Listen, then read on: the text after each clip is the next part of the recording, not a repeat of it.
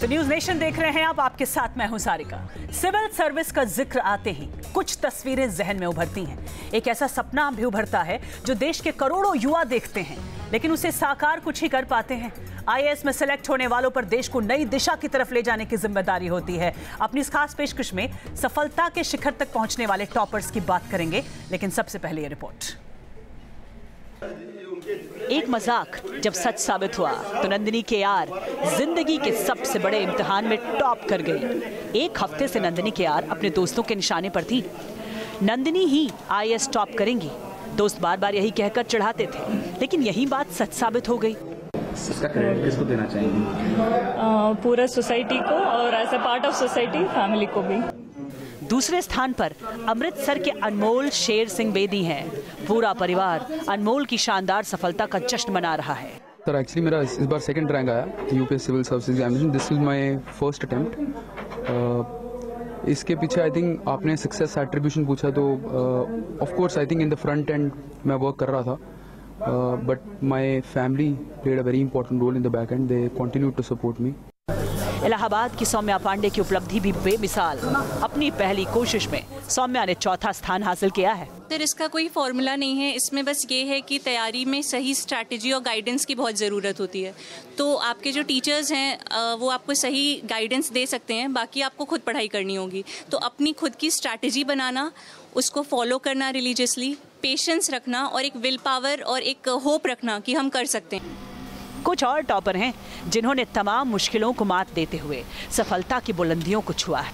इसमें पुंछ के आमिर बशीर भी शामिल हैं। आमिर उसी सरहदी इलाके से हैं जहां पाकिस्तानी गोलीबारी से जिंदगी प्रभावित रहती है। आए दिन आप क्रॉस एलओसी में वो फायरिंग्स देखते हैं और आप शेलिंग्स देखते हैं, तो जो वहाँ की जो लाइफ है वो बहुत डिस्टर्ब रहती है। सो ऐसी जगह से निकलना और एक हम्बल से बैकग्राउंड से निकलने के बाद हमने सोचा कि हम अपनी मेहनत के बलबूते पे कुछ कोशिश करेंगे। आईएएस में सफलता हासिल करने का जश्न एम्स के ट्रॉमा सेंटर में भी मना। यहाँ नर्सिंग ऑफिसर के पद पर तैनात जोसेफ के मैथ्यू ने 574वां अंक हासिल किया। मेरा इंस्टीट्यूट से मेरा सपोर्ट किया, मेरा कॉलेज सीनियर्स फ्रेंड सारा बहुत सपोर्ट किया, इसलिए और सब लोग प्रेयर किया मेरे के लिए, इसलिए अच्छा रंग आ गया। जिंद के हिमांशु ने भी आईएएस की परीक्षा में सफलता हासिल कर अपने शहर और परिवार का नाम रोशन किया। हिमांशु को 44वां स्थान हासिल हुआ है। मेरा मोटिवेशन सोर्स मेरी फैमिली, मेरे टीचर्स और मेरे फ्रेंड्स हैं। फैमिली में मेरे बड़े ताऊजी हैं श्री राम कुमार जैन, उन्होंने मुझे बहुत सपोर्ट किया। आईएएस की परीक्षा में सफलता ज्यादातर छात्रों का अरमान होता है।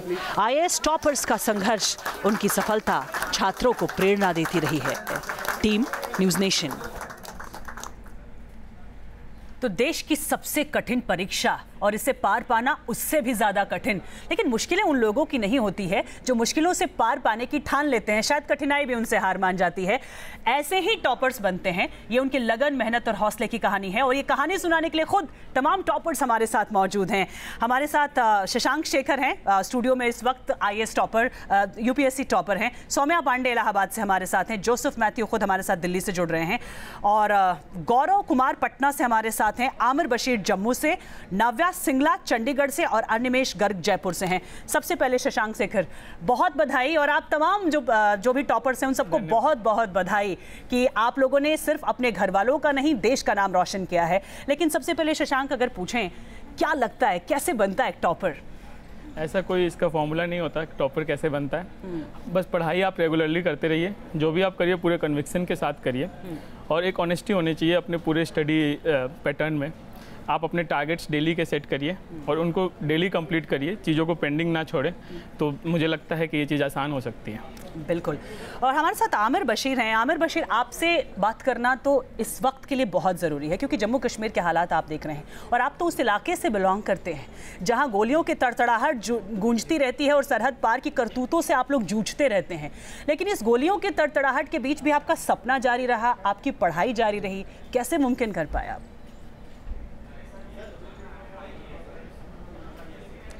मैडम देखिए, मैं ये कहना चाहूँगा कि सबसे पहले तो आदमी के लिए एक सबसे इम्पॉर्टेंट चीज़ होती है उसके गोल को आइडेंटिफाई करना।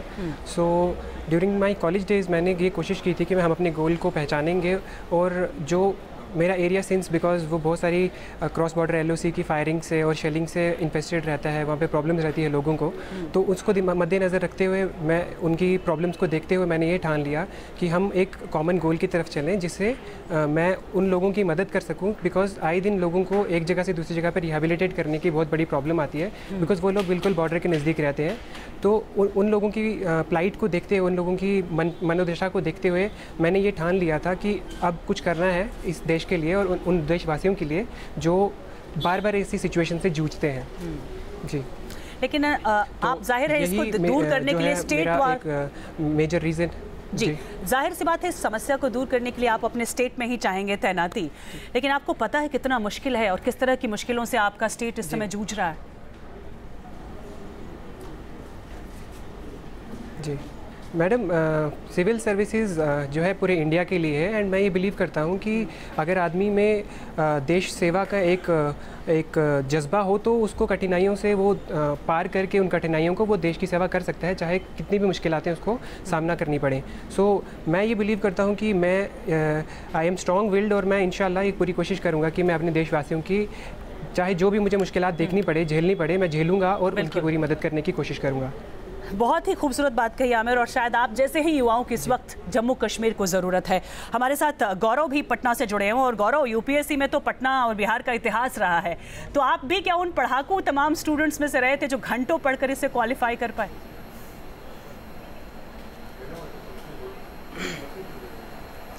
नहीं मैम, ऐसा मानना नहीं है कि घंटों पढ़ के ही यूपीएससी किया जा सकता है।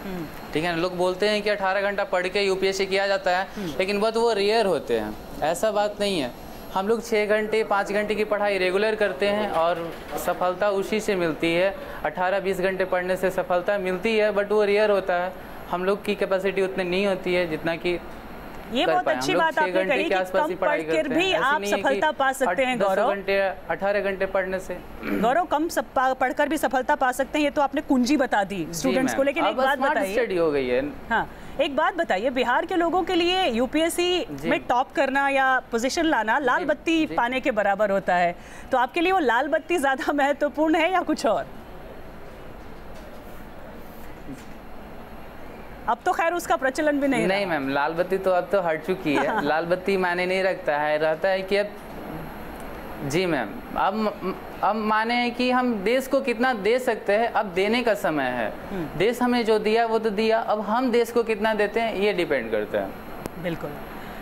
और नाव्या भी इस वक्त हमारे साथ चंडीगढ़ से जुड़ी हुई हैं। 1099 कैंडिडेट्स, इसमें से 253 महिलाओं ने बाजी मारी है, लड़कियों ने बाजी मारी है यूपीएससी में। तो नाव्या, एक लड़की का यूपीएससी जैसे एग्जाम को क्वालिफाई करना क्या मायने रखता है?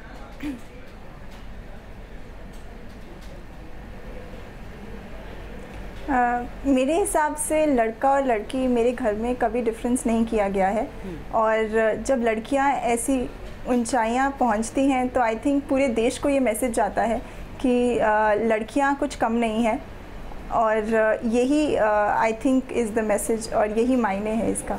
बिल्कुल। हमारे साथ एक और लड़की है, सौम्या, 4था रैंक है उनका, इलाहाबाद से इस वक्त हमारे साथ जुड़ी हुई हैं। सौम्या, संगम नगरी में हमने सुना है सिर्फ सौम्या सौम्या ही गूंज रहा है, और आपके घर में भीड़ खत्म होने का नाम ही नहीं ले रही है।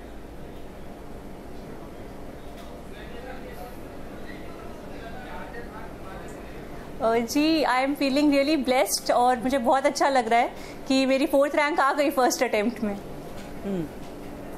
लेकिन एक बात बताइए, जब आप लोगों जैसे जो छात्र अब तक रहे हैं वो कल जाकर ऑफिसर्स बनेंगे, प्रशासनिक बागडोर आप लोगों के हाथ में आएगी, आप लोगों को क्या लगता है पहला काम जो देश के अंदर करना होगा वो क्या करना होगा?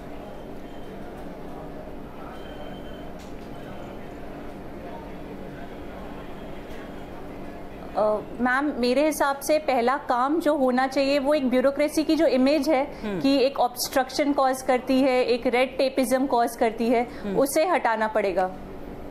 शायद यही रेड टेपिज्म आज ग्रोथ का सबसे बड़ा हिंड्रेंस है देश के अंदर, और इसे हटाना पड़ेगा। लेकिन और भी हमारे साथ तमाम जुड़े हुए हैं। जोसेफ मैथ्यू इस वक्त हमारे साथ दिल्ली से जुड़े हुए हैं। जोसेफ, हमने सुना कि ट्रॉमा सेंटर तक में जश्न मना आपकी कामयाबी का, लेकिन मरीजों की सेवा से अब देश सेवा कितना बड़ा शिफ्ट होगा?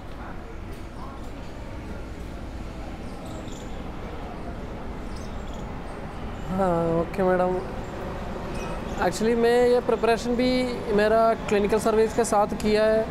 मैं अभी सोच रहे मेरा मरीज को सेवा किया, उससे मुझे क्वालिटीज़ मिला है और क्वालिटीज़ में देश सेवा में अप्लाई कर सकते। और हमारा हेल्थ सेक्टर से कुछ क्वालिटीज़ मिला है, लाइफ एक्सपीरियंस मिला है, वो मुझे थोड़ा ब्रॉडर लेवल पे भी अप्लाई कर सकते। बिल्कुल। अनिमेश गर्ग जयपुर से हमारे साथ हैं। अनिमेश, आपने क्वालिफाई कर लिया, आपको कामयाबी मिली, लेकिन इस कामयाबी के पीछे अनिमेश की मेहनत ज़्यादा है, माँ बाप की मेहनत ज़्यादा है या आपके गुरु की?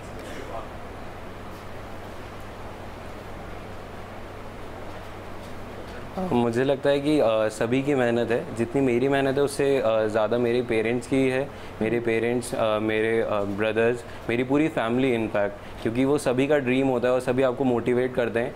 और इस क्योंकि इतना थॉरो और इंटेंस प्रोसेस है इस एग्जामिनेशन का, तो जब तक सभी की मोटिवेशन ना हो, जब तक सब लोग आपको बैकअप ना करो कि तुम निकाल लोगे एग्ज़ाम, तब तक बहुत डिफ़िकल्ट होता है। और इसीलिए मुझे लगता है जितनी मेरी मेहनत है, मेरे गुरु जो मेरे टीचर्स रहे हैं और ख़ास करके मेरे सीनियर्स, जिनसे गाइडेंस लेके और जिनसे इंस्पायर होके मैंने सिविल सर्विसेज में आना चाहा, तो सभी का योगदान बहुत रहा है मेरे लिए। बिल्कुल शशांक, लेकिन आज ब्यूरोक्रेसी पर सबकी नज़र है और ब्यूरोक्रेसी सबसे ज़्यादा दबाव में भी है, सबसे ज़्यादा उम्मीदें भी ब्यूरोक्रेसी में है। और अभी सबसे बड़ी जो चुनौती ब्यूरोक्रेसी के सामने है वो ट्रांसपेरेंसी की जो देश की उम्मीद है उस पर खरा उतरने की। क्या दबाव महसूस करते हैं? नहीं, बिल्कुल दबाव महसूस नहीं होता है। क्यों महसूस नहीं होता है कि अगर आप अपने अप्रोच में ट्रांसपेरेंट हो तो कोई कुछ भी दबाव डाले, आप उस प्रेशर में नहीं आएंगे, क्योंकि आपको पता है कि आपने अपनी मेहनत से आप नेशन को सर्व करना था, इसीलिए आपने सिविल सर्विसेज ज्वाइन किया। आप किसी इंडिविजुअल के लिए सिविल सर्विसेज ज्वाइन नहीं किया, इसीलिए दबाव में आने का कोई सवाल नहीं होता। जो भी नेशनल इंटरेस्ट में बेस्ट होगा वो हम करेंगे। तो आप लोगों की जो पीढ़ी तैयार हो रही है अब नई प्रशासनिक ऑफिसर्स की, क्या माने इसको मंत्र बना लेंगे ट्रांसपेरेंसी? बिल्कुल, इसको मंत्र बना लेंगे और इसको मंत्र बनाना चाहिए, और पहले भी लोगों ने इसको मंत्र बनाते आए हैं। लेकिन इसे मंत्र बनाने के लिए कैडर कौन सा चाहेंगे आप? मैं पर्सनली चाहता हूँ पुलिस सर्विसेज को ज्वाइन करना। तो आप जहाँ से बिलोंग करते हैं यूपी, जी, उस पुलिस की हालत सबसे खराब मानी जाती है, तो आप चाहेंगे वहाँ रहकर सुधारें पुलिस? जी बिल्कुल चाहूँगा। और मुझे लगता है कि जो आपने ख़राब की बात कही, यूनिफॉर्मली ख़राब नहीं है, हर चीज़ में कहीं ऊंच कहीं नीच होती है। तो हमें लगता है कि अगर हमारे जैसे युवा आएंगे तो और अच्छा हो सकता है और बेहतरी की तरफ बढ़ सकते हैं, और हम सभी साथ मिलकर इस चीज़ को ठीक सुधारेंगे। बिल्कुल। सौम्या जो इलाहाबाद से हैं, सौम्या, चुनौतियां बहुत सारी हैं अभी भी, लेकिन जिम्मेदारी बहुत होती है एक ऑफिसर के ऊपर। माना यह जाता है कि उसके पास आज़ादी भी है, उसके पास मौका भी है, उसके पास जिम्मेदारी भी है समाज के निचले तबके तक उसके हालात बदलने का। क्या ये जिम्मेदारी महसूस होती है आप लोगों को अभी से?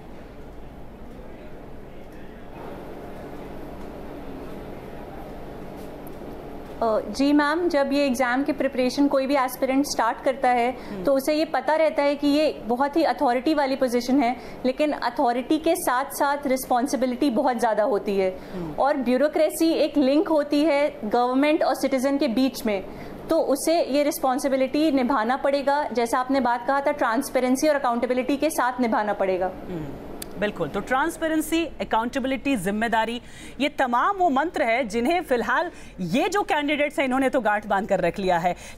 तो एक ऐसा सपना जिसे पूरा करने के लिए देश के तमाम युवा बहुत कुछ छोड़ने को तैयार रहते हैं, और ऐसे कुछ युवा हमारे साथ हैं, उन्होंने भी बहुत कुछ छोड़ा है। कोई गोल्ड मेडलिस्ट है, किसी ने 8 लाख रुपए की नौकरी छोड़ी है, और किसी ने अपना सब कुछ, आराम, कंफर्ट लेवल सब कुछ छोड़ा है, क्योंकि इनके भविष्य, मन में देश के भविष्य का एक खाका तैयार है। और तमाम युवा हमारे साथ हैं, और हम आपसे बस छोटे छोटे शब्दों में जानना चाहेंगे कि तमाम जो युवा अभी भी ये सपना पाले हुए हैं उनके लिए आपका संदेश क्या है। और शशांक, आपसे ही शुरू करते हैं। मैं संदेश देने से पहले अपनी सफलता का श्रेय देना चाहता हूँ मेरे माता पिता, मेरे बाबा आजी, मेरे चाचा, मेरी बहन रानू श्वेता, मेरी दोस्त खुशबू, मेरे सारे टीचर्स, मेरे PhD के गाइड, और मेरा पूरा गोनिया छपरा गांव जो बलिया में अभी मुझे देख रहा है, उन सभी का श्रेय है। मेरे बाबा आजी के सपने आज पूरा हो गया, इस बात की खुशी है।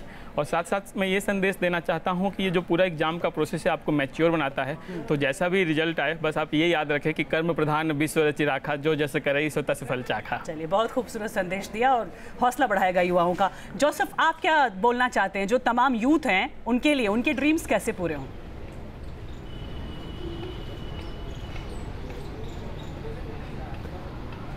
मैडम, ये हम क्या क्या पोजीशन में है, क्या क्या पोस्ट में है, क्या अभी कुछ लोग प्राइवेट में जॉब कर रहे हैं, कुछ गवर्नमेंट सेक्टर में है, कोई भी जगह पे है आप डेडिकेटेड काम कर रहे हो और है ना हम नेशन के लिए कर रहे काम, ऐसे हम डेडिकेशन में काम करो, सिंसियरिटी में काम करो, ऐसे कर दिया तो करप्शन भी कम हो जाएगा, ट्रांसपेरेंसी आ जाएगा, अकाउंटेबिलिटी आ जाएगा।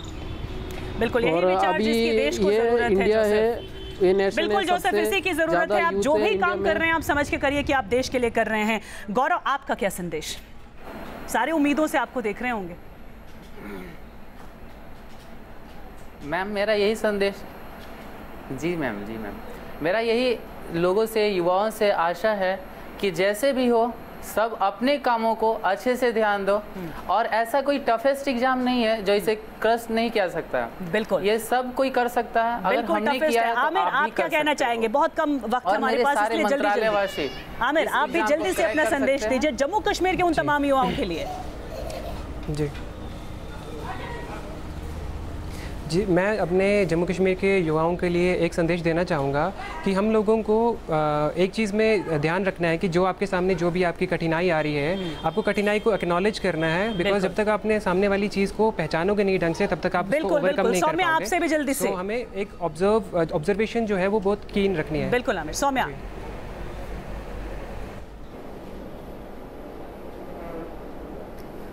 मैम मैं बस दो चीज़ें कहना चाहूँगी। स्वामी विवेकानंद जी की एक लाइन कि arise awake and stop not till your goal is reached, और दूसरा गीता की एक लाइन कि कर्मणे मां अधिकारस्ते मां फलेषु कदाचन, अपना कर्म करते जाइए, फल की चिंता मत करिए। बहुत बहुत खूबसूरत ये लाइन से, और यही शायद युवाओं को याद रखने की ज़रूरत है। नाव्या और अनिमेश के पास हम नहीं जा पाए, वक्त की कमी है, माफ़ी चाहते हैं आपसे, लेकिन यही युवा हैं, यही भविष्य हैं और इन्हीं के हाथों में देश की बागडोर है।